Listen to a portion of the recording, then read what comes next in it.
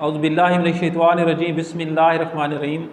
अज़ीज़ बच्चों, उम्मीद है आप खैरियत से होंगे और अपनी तालीमी सरगर्मियों के अंदर मसरूफ़ होंगे।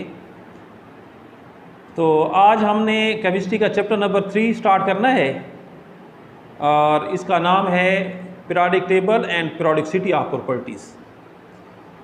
आज थोड़ा मेथड चेंज किया है क्योंकि ये चैप्टर आपको बुक से ज़्यादा समझ आएगा। बुक से हम रीड करेंगे, अहम पॉइंट्स में कापी पे लिखता जाऊंगा और समझने की कोशिश करनी है।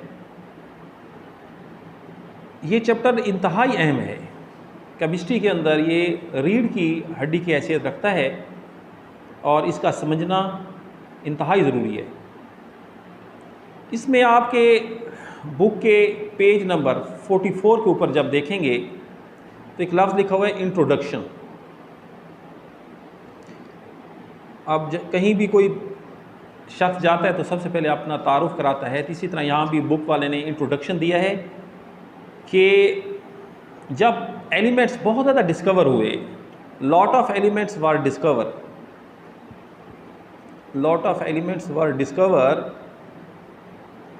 जब बहुत ज़्यादा एलिमेंट डिस्कवर हो गए तो अब ज़रूरत पेश आई कि इनको याद भी रखा जाए और इनको तरतीब से भी रखा जाए। तो आपकी बुक में ये लिखा हुआ है कि devoted much of their efforts in attempts to arrange element in systematic manner. लफ्ज़ है सिस्टमेटिक मैनर। सिस्टमेटिक मैनर से कोशिश की केमिस्ट ने, साइंटिस्ट ने, कि सिस्टमेटिक मैनर से मुराद यह है कि ऐसा सिस्टम के तहत एलिमेंट्स को अरेंज किया ताकि उनको याद करना भी आसान हो और उनको उनकी प्रॉपर्टीज़ की, उनकी करैक्टर्स को स्टडी करना भी आसान हो। तो ये सिस्टमेटिक मैनर क्या है ये आगे जाके आपको पता चलेगा। अब जब ये सिस्टमेटिक मैनर से स्टडी किया तो इसके नतीजे के अंदर पीरियोडिक लॉ बने, पीरियोडिक लॉ, और इन एलिमेंट्स को पीरियोडिक लॉ की बुनियाद पर जब अरेंज किया गया, अरेंजमेंट ऑफ एलिमेंट्स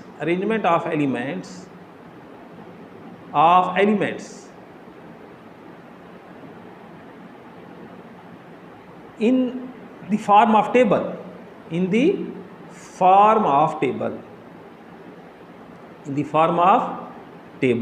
अब एलिमेंट्स को एक टेबल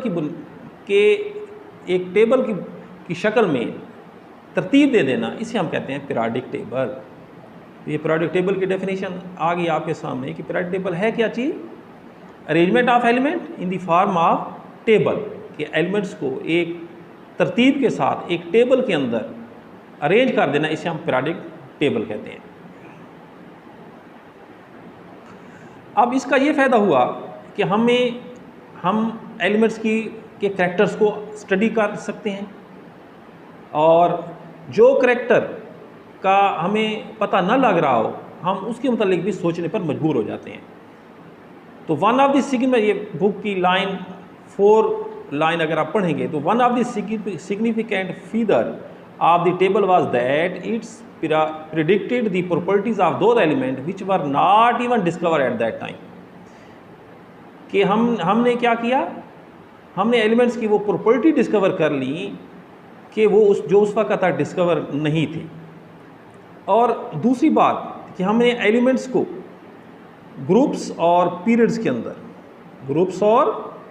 अंदर तरतीब दिया। ग्रुप किसे कहते हैं कि अगर एलिमेंट्स को जो वर्टिकल लाइन है, vertical line in the periodic table के अंदर वर्टिकल लाइन, यानी वर्टिकल लाइन जो है, ये जो लाइन होगी इसको हम ग्रुप कहेंगे। अमूदी सीधी लाइन जो होगी उसको हम ग्रुप कहेंगे। और पीरियड जो हैं इसको हम कहेंगे हॉरिजेंटल लाइन। ये लफ्ज़ लिखा है बुक के ऊपर। हॉरिजेंटल लाइन जो है, हॉरिजेंटल लाइन जो है ये आपकी कराएगी पीरियड्स। ये क्या कहलाएगी? पीरियड कराएगी। अब ये जो है ना 3-4 बातें आपने इंट्रोडक्शन के अंदर पढ़ ली। सबसे पहले ये देखा कि हमने एलिमेंट्स को एक सिस्टमेटिक मैनर के तरीके से अरेंज किया। एलिमेंट जितने डिस्कवर हुए, काफ़ी तादाद में डिस्कवर हो गए, फिर हमने उनको एक सिस्टमेटिक मैनर से हमने उनको अरेंज कर दिया, जिसको पीरियोडिक टेबल का नाम दिया गया। और पीरियोडिक टेबल जब बन गया तो उससे ये फ़ायदा हुआ कि हम बहुत से एलिमेंट्स के करैक्टर को स्टडी करने के काबिल हो गए। और जब अरेंज किया तो उसके अंदर जो है वर्टिकल जो लाइन थी इसको जो है वो ग्रुप का नाम दे दिया गया, और हॉरिजॉन्टल लाइन को पीरियड का नाम दे गया। मसलन ये पीरियोडिक टेबल में आपके सामने आप क्या रख रहा हूँ, और ये पीरियोडिक टेबल है। अब इसके अंदर ये जो वर्टिकल लाइन है ये ग्रुप कहलाएगी, और ये जो हॉरिजॉन्टल लाइन है ये पीरियड कहलाएगी। तो ये 2-3 बातें आपने इसके अंदर समझ ली कि पीरियोडिक टेबल क्या होता है, और नंबर 2 ग्रुप किसे कहते हैं और पीरियड किसे कहते हैं। अब बेटे आगे चलते हैं कि पीरियोडिक टेबल कैसे वजूद के अंदर आया। तो पीरियोडिक टेबल जो मैंने अभी आपको दिखाया है, पीरियोडिक टेबल ये कैसे वजूद के अंदर आया, कैसे बन गया, कैसे ये आपके पास, अगर हम देखें ये पीरियोडिक टेबल है हमारे पास, ये आप देखें इसके अंदर तकरीबन 103 एलिमेंट्स दिखाए गए हैं, 103 एलिमेंट्स। तो ये कैसे वजूद के अंदर आ गया? ये एक दिन में नहीं बना, इसके ऊपर काफ़ी मेहनत हुई। अब वो कैसे मरलावार मेहनत हुई, तो उसमें आप सबसे पहले देखते हैं डू ब्रेनियर ट्राइड्स का काम। ये बुक आपने साथ रखनी है, डू ब्रेनियर ट्राइड्स, नाम डू ब्रेनियर ट्राइड्स।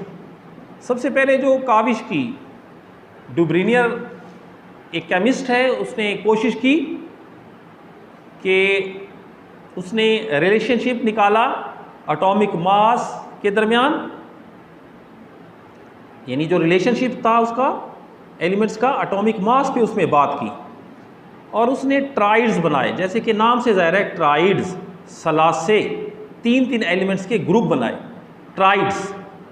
मसलन देखें आपकी बुक में एक कैल्शियम एक एलिमेंट है जिसका एटॉमिक मास 14 है, और उसके बाद जो है सटरोनशियम ये बुक में लिखा हुआ है आपके, इसका एटॉमिक मास जो है वो 88 है, और बेरियम का एटॉमिक मास हमारे पास 137 है।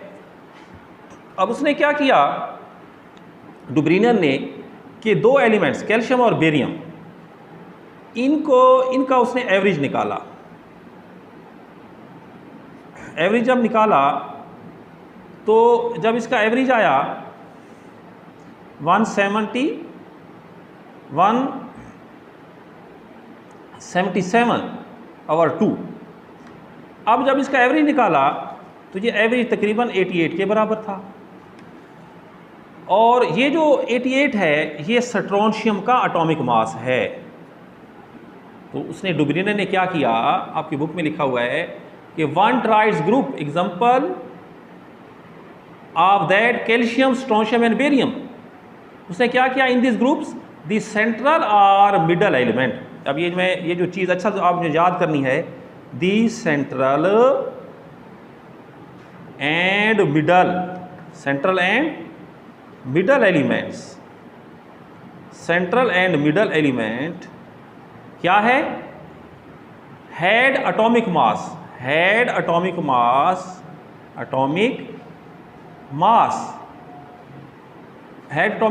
Average of other two elements, other two elements. ये आपके बुक में बिल्कुल इसी तरह लिखा हुआ है। क्या लिखा हुआ है कि जो सेंट्रल एलिमेंट है, जो मिडल वाला है, जहाँ स्ट्रोंशियम मिडल है, अब ये क्या है, had atomic mass average of. अब ये इसका एटॉमिक मास किसके एवरेज के बराबर है, कैल्शियम और बेरियम। कैल्शियम बेरियम का जब एवरेज निकालते हैं तो ये हमारे पास 88 आ जाता है। क्या आ जाता है? 88। तो उसका एटॉमिक मास ये उसके, लेकिन ये जो ट्राइड्स थे ये बेटे फिट नहीं थे पीरियोडिक टेबल के लिए। अब ये आगाज़ है सबसे पहले पीरियोडिक टेबल बनाने के अंदर, ये एक उसका आगाज़ किया डुब्रीनियर ने। अब ये चीज़ कोई 100% नहीं थी, लेकिन लाज़मी बात है किसी चीज़ का आगाज़ करना ही बहुत बड़ी बात होती है। तो ये डुब्रीनियर के सर जो है ना ये सेरा जाता है कि उसने एक एलिमेंट्स को अरेंज किया, एक कोशिश की उसने एक कोई सीक्वेंस बनाने की।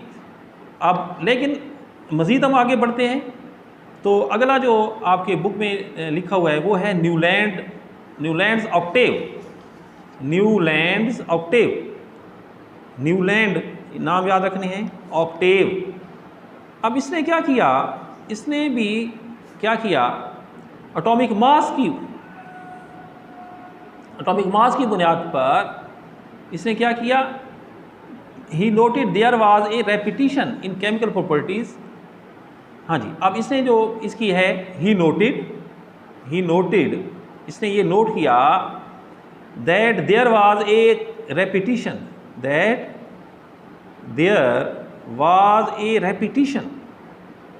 कि एक रेपिटिशन थी, बार बार दोहराया जाना था। There was a repetition in chemical properties,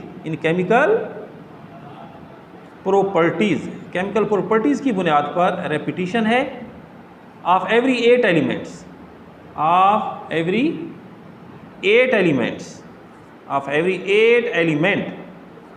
हर 8वें आंसर की रेपिटिशन है of every 8 elements if they were arranged by increasing atomic mass, if they were arranged अगर उनको तरतीब दिया जाता है by their increasing atomic masses,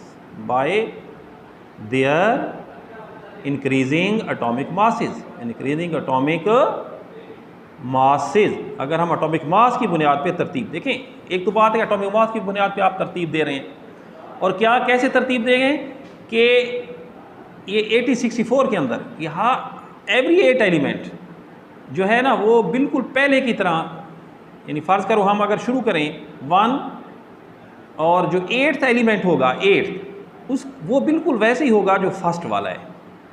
ठीक है जी, यानी every 8 element is the repetition of first one, उसके करैक्टर, उसकी खुसूसियात वो पहले से मिलती जुलती होंगी। अब ये भी एक अच्छी एडवांसमेंट थी, लेकिन क्या है, his work could not get much recognition and no space was left for undiscovered elements, noble gases were also not known at that time. देखिए, एक तो इसने कोई जगह खाली ना छोड़ी कि न्यू एलिमेंट्स के लिए नो स्पेस, ये इसका डिफेक्ट है। और इसका जो है नोबल गैसेज हैं, अब उसके लिए नो स्पेस, अब ये इसका डिफेक्ट था। लेकिन ये कदरे डुब्रीनियर्स के निस्बत बेहतर था। न्यूलैंड ने जो है किस बुनियाद पे तरतीब दिया, एटॉमिक मास की बुनियाद पे। कब? 8064 के अंदर। क्या चीज़ थी कि that there was a repetition in chemical properties के अंदर ये जो फ़र्ज़ करो 8 एलिमेंट था, इसकी प्रॉपर्टीज़ पहले के साथ मिल रही थी। अब नेक्स्ट जो 8 होता उसकी प्रॉपर्टी इस 8th के साथ रिपीट कर रही थी। केमिकल प्रॉपर्टीज़ इसने अरेंज किया जैसे कि जस्ट लाइक जैसे कि आप देखें कि ये जो हम होते हैं अपना म्यूज़िक होता है, उसके अंदर भी क्या होता है कि हर 8वां लफ्ज़ पहले लफ्ज़ के साथ रिजेंबल कर रहा होता है। ठीक है ना। Musical notes he compared with musical notes से मुराद क्या है कि जो 8वां लफ्ज़ है वो पहले लफ्ज़ से मिल रहा होता है। म्यूज़िक के अंदर ये जो म्यूज़िशियन हैं जो जानते हैं म्यूज़िक का फ़न, वो भी इसी तरह करते हैं कि हर 8वां वर्ड्स होगा वो पहले के साथ रिजेंबल कर रहा होता है। तो ये बेटे हो गया हमारे पास न्यूलैंड का ऑक्टेव। अब आपकी इसी बुक की पेज नंबर 45 का आगे जो है ये दो चीज़ें आपने कोशिश करनी है समझने की। अब आगे है मेंडलीव पीरियोडिक टेबल। अब ये क्या चीज़ है मेंडलीव पीरियोडिक टेबल्स के अंदर, जो चीज़ बेटे आपने कि इसने क्या किया, मेंडलीव ने बहुत अच्छी एडवांसमेंट की, बहुत बड़ा पीरियोडिक टेबल बनाया, काफ़ी एलिमेंट्स इसने डिस्कवर किए। और न्यूलैंड ने जो ड्रॉबैक थे कि इसने कोई स्पेस नहीं छोड़ा था, तो मेंडलीव ने उन एलिमेंट्स के लिए स्पेस छोड़ दिया कि जो अभी डिस्कवर नहीं हुए थे। तो इसने क्या किया, ही अरेंज्ड एलिमेंट्स, बात को समझना है, ही अरेंज्ड एलिमेंट्स, इसने अनासर को तरतीब दिया on the basis of atomic mass, on the basis of atomic mass की बुनियाद पे इसने एलिमेंट्स को जो है ना अरेंज किया टेबल के अंदर, ठीक है ना। Properties of elements are periodic function of their atomic masses, आपकी जो बुक में डेफिनेशन है क्या है, properties of the elements, properties of the elements, properties of the elements are the periodic function, are the periodic function, are the periodic function of their atomic mass, of their atomic mass. उन्होंने क्या किया कि अनासर को atomic mass की बुनियाद पर arrange किया। अब इसके अंदर जो ड्रॉबैक था वो ये था कि आइसोटोप्स का मसला हल ना हुआ। अब आइसोटोप्स के अंदर हाइड्रोजन के 3 आइसोटोप्स हैं जिनका एटमी नंबर सेम है, मास नंबर मुख्तलिफ है, तो आइसोटोप्स का मसला ये हल ना कर सका। तो उसके लिए फिर हम मॉडर्न पीरियोडिक टेबल की बात करते हैं। आज हमारा आखिरी टॉपिक क्या है, modern periodic table, modern periodic table. इसके अंदर क्या किया इसने, he arranged elements on the basis of atomic number. तो हम क्या कहेंगे कि इसके अंदर जो है कि प्रॉपर्टीज ऑफ द एलिमेंट्स, अब है वही वाली definition, properties of the elements, properties of the elements are the periodic function, are the periodic function of their, वहाँ एटॉमिक मास है तो यहाँ क्या आ जाएगा, atomic number, atomic number, periodic function of the atomic number. तो atomic number की बुनियाद पे जब हमने एलिमेंट्स को अरेंज किया तो हमारा मसला काफ़ी हल हो गया, आइसोटोप्स का मसला भी हल हो गया और काफ़ी न्यू एलिमेंट्स जो हमने डिस्कवर करने थे वो भी डिस्कवर हो गए।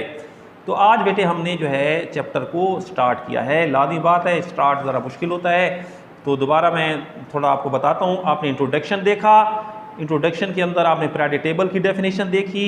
अब ये चीज़ इम्तिहानात के अंदर पीरियोडिक टेबल की डेफिनेशन 2 नंबर की तो आ सकती है, लेकिन लॉन्ग क्वेश्चन नहीं बन के आ सकता। ग्रुप और पीरियड्स की डेफिनेशन शार्ट में आ सकती है, डुबरीन एंड ट्राइड्स की डेफिनेशन भी शार्ट में आएगी, न्यूलैंड ऑक्टेव की डेफिनेशन भी शार्ट में आएगी, मेंडलीव पीरियोडिक टेबल की डेफिनेशन भी शार्ट क्वेश्चन बन के आएगा और मॉडर्न पीरियोडिक टेबल की डेफिनेशन भी शार्ट क्वेश्चन बन के आएगा।